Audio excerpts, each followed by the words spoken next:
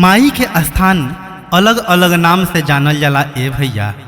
पटना में पटन देवी, आरा में ऐरन देवी, थावे में थावे वाली, तो आमी में आमी वाली।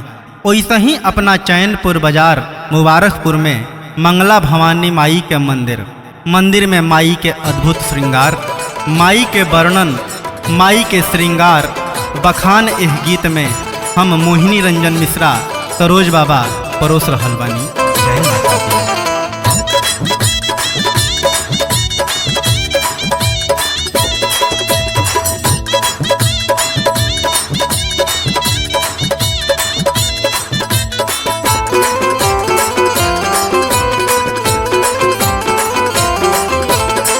सोनवा के हार सोहे बिंदिया लीलार सोहे, सोनवा के हार सोहे बिंदिया लीलार।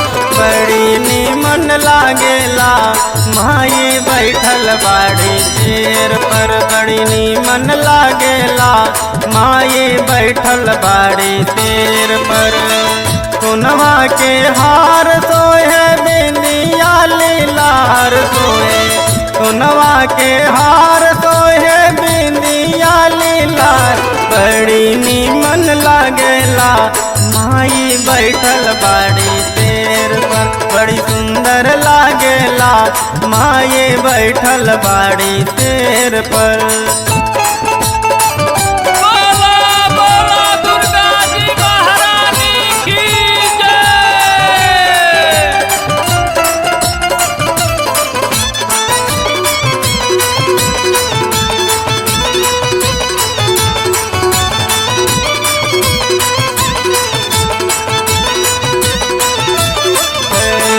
लाल चुनरिया में सोहेला मुखड़ा हो, कह गह बदन जैसे चांद के टुकड़ा हो।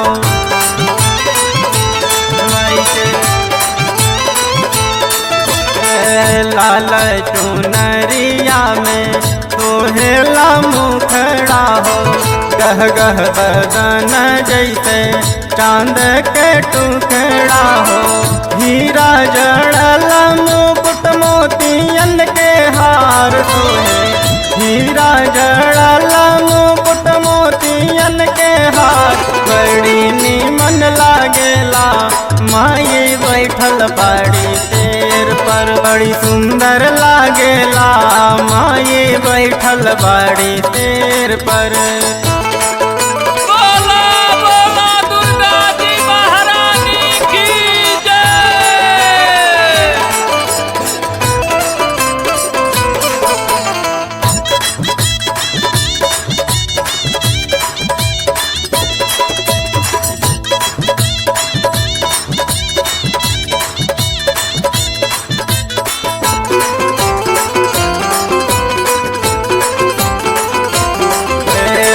हथवा में गादा शंख यौरे धनुषिया हो, मंगला भवानी माई देलिया सीतिया हो।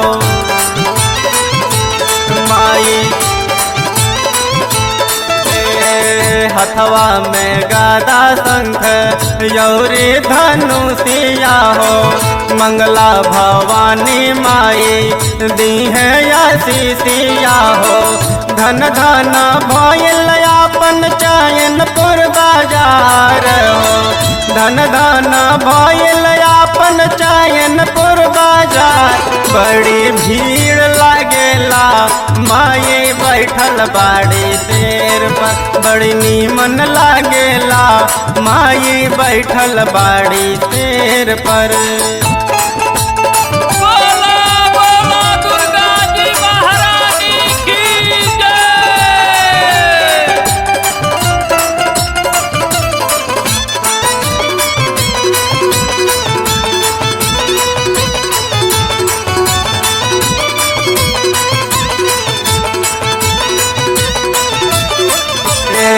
पावे पैजनिया माई के छनन बाजेला, है स्वभाव है रोजवा के भावेला।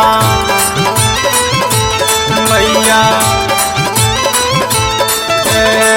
पावे पैजनिया माई के छन न बाजेला इहे स्वभाव है रोजवा के भावेला अद्भुत श्रृंगार इनकर महिमाया पार हो अद्भुत श्रृंगार इनकर महिमाया पार बड़ी नीमन लागेला माई बैठल बाड़ी शेर पर बड़ी सुंदर लागेला माई बैठल बाड़ी शेर पर सुनवा के हार सोहे बिंदिया लीलार सोहे सुनवा के हार सोहे बिंदिया लीलार बड़ी नीमन लागेला माई बैठल बाड़ी शेर पर बड़ी सुंदर लागेला माई बैठल बाड़ी शेर पर।